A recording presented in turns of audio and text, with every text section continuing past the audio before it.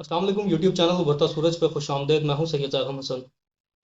ये तो अभी रिसेंटली जना वाला वाक़या हुआ और अक़लियती बिरादरी के अंदर की जो इबादत गाहें थी उनको मसमार किया गया और उनके कुछ जो अफराद थे उनके ऊपर तशद्दुद भी किया गया और इत्तलात हैं कि शायद 4 के करीब लोग जो हैं वो मारे भी गए इस वाक़े के अंदर। जो बहुत सी अवाम है उसका यही एक रवैया है कि जो स्टेट है उसका फेलियर है, स्टेट को रोकना चाहिए था, स्टेट ने नहीं रोका।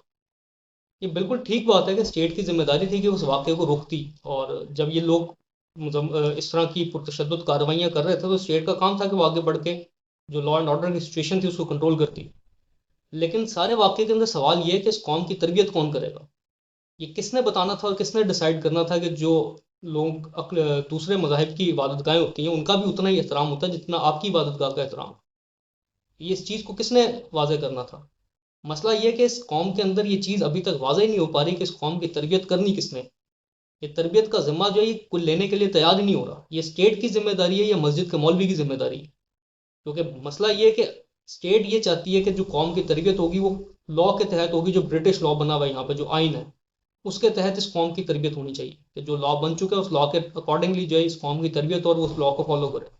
बट मसला ये आता है कि उसके पैरेलल एक निज़ाम यहाँ पे चल रहा है कि जो मज़हब है और मौलवी है एक तरबियत उन्होंने करनी है।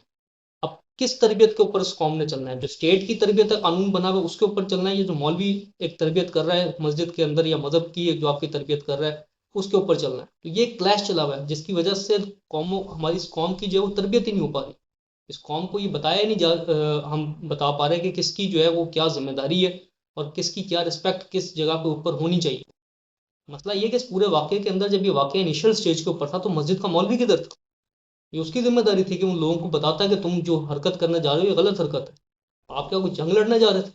क्या इस्लामी तालीमात ये नहीं है कि जंग के अंदर भी आप जो है वो दूसरों की जो बीवी और बच्चे हैं, औरतें और बच्चे हैं उनकी उनका ख्याल रखेंगे और उनकी जो मुकद्दस मकामात हैं उनकी हिफाजत करेंगे और उनको किसी भी किस्म का कोई नुकसान नहीं पहुँचाएंगे। तो ये इस्लामी तालीमात किसने देनी थी? वहाँ के मस्जिद के मौलवी का क्या किरदार रहा इस पूरे वाक़े के अंदर? हमें बिल्कुल ज़ीरो जो है वो किरदार नज़र आता है जो मजहबी रहनुमा है उनका। ये फेलियर स्टेट का तो है ही, ये साथ ही साथ मजहबी रहनुमाओं और मजहबी पेशवाओं का फेलियर है कि वो इस कौम की तरबियत ही नहीं कर पाए मजहबी हवाले से, कि वो इस कौम को ये समझा पाते कि आप जब इस किस्म की कोई हरकतें करने जाते हो तो उसका एक मजहबी आपके ऊपर कितना बुरा असर पड़ता है कि आपके मजहब की एक गलत इमेज लोगों के सामने जाती है। और दूसरा आप अपने लोगों के दिलों के अंदर अपने लिए एक कशीदगी और एक नफरत का जो एलिमेंट है वो पैदा कर देता हूँ। तो लोग फिर देखते ही कहते हैं कि यार ये लोग तो हैं ही इस किस्म के। तो असल में जो डिसाइड करने की चीज़ है इस कौम के लिए वो ये है कि इस कौम की तरबियत करनी किस, ये जिम्मेदारी स्टेट ने लेनी है या मौलवी ने लेनी है। अगर मौलवी ने लेनी है तो ये तो बात वाज़ेह हो चुकी है कि पिछले 40 से 50 साल के अंदर मौलवी जो फेल हो चुके हैं इस कौम की तरबियत करने के अंदर। उसकी वजह यह है कि यहाँ पे इस्लाम जो है उसकी डेफिनेशन ही 100 किस्म की डेफिनेशन है। आपकी शहर का जो मौलवी है मस्जिद का वो कुछ और तालीमात देता है, एक मस्जिद में बैठा मौलवी कुछ और तालीमात देता है। ये जो वाकया हुआ ये जड़ावाले के अंदर हुआ, जो मॉब आया वो फैसलाबाद से लोग मूव हुए, उन्होंने आगे यहाँ के ऊपर जो है वो तूफान बदतमीजी क्रिएट की है। मसला ये है कि जब वहां से लोग चल रहे थे और ये मूवमेंट बन रही थी तो ऑब्वियसली कुछ ऐसे लोग उस बीच में इन्वॉल्व होंगे जिनका कोई मजहबी असर होगा और जो बहुत ज्यादा अपने आप को मजहबी फॉलोअर्स कहते होंगे। इस किस्म के मॉब्स के अंदर आपको जब भी नजर आएंगे ना क्लीन शेव लड़के 20-20 21 21 साल के नजर आते हैं जिनके हाथों में डंडे होते हैं, वो लहराते हुए फिर रहे होते हैं डंडों को हाथों के अंदर। ये स्टेट फेलियर ठीक है कि स्टेट की जिम्मेदारी थी कि जिस टाइम वो मॉब चला और ये सारा वाकया हुआ तो उस वक्त पुलिस जो थी वो मौके के ऊपर आती है और रियासत है वो आके अपना रोल प्ले करे। लेकिन उस सब चीज़ के अंदर सबसे बड़ा मसला ये है कि रियासत भी डरती है। ये वो अंडरस्टैंड नहीं कर पाती कि ये मसला कौन सा है, ये रियासत की जिम्मेदारी का मसला है, ये मजहबी जिम्मेदारी का मसला है। इसके अंदर मौलवी अपना रोल प्ले करेंगे, रियासत अपना रोल प्ले करेगी। तो हमें सबसे पहले अपनी जो ये लाइन है ना ये डिफाइन करने की जरूरत है कि हमने ये जिम्मेदारी किसके सर के ऊपर डालनी है। ये जिम्मेदारी रियासत कबूल करेगी या मौलवी जिम्मेदारी को कबूल करेगा। ये मौलवी का काम है कि वो हर जुम्मे इस किस्म की तरबियत करे कौम की, कि वो जब बाहर निकले तो इस किस्म के वाकयात जो हैं वो ना इस माशरे के अंदर वकूफ़ पजीर।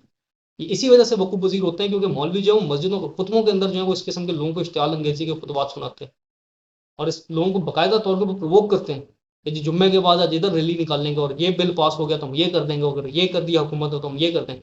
ये स्टेट के अंदर एक पैरेलल स्टेट मौलवियों ने क्रिएट की हुई है जिसको रोकना और तोड़ना इस वक्त बहुत ज़रूरी हो चुका है।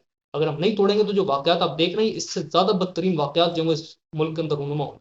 और ये मसला सिर्फ और सिर्फ यहीं पाकिस्तान के अंदर मौजूद है, इसके अलावा कहीं कोई ऐसा मसला मौजूद नहीं है। बाहर के मुल्क अगर एक स्टेबल चल रहे हैं वो इसी वजह से चल रहे हैं, उन्होंने रियासत को और मजहब को दोनों को जुदा किया कि जो मजहब है वो रियासत के कामों के अंदर इंटरवीन नहीं करे। पाकिस्तान के अंदर सबसे बड़ा मसला ये आ रहा है कि मजहब जो वो रियासत के कामों के अंदर इंटरवीन कर रहा है, कि जब इंटरवीन करना रोकेगी एक चीज, मजहब और रियासत जो दोनों अलग अलग सिमत के अंदर काम करेंगे, मजहब जो है वो एक इनफरादी सतह के ऊपर रहेगा और रियासत जो है वो इज्तमाही तौर के ऊपर लोगों की तरबियत करेगी, तब जाके ये मामला सही होंगे।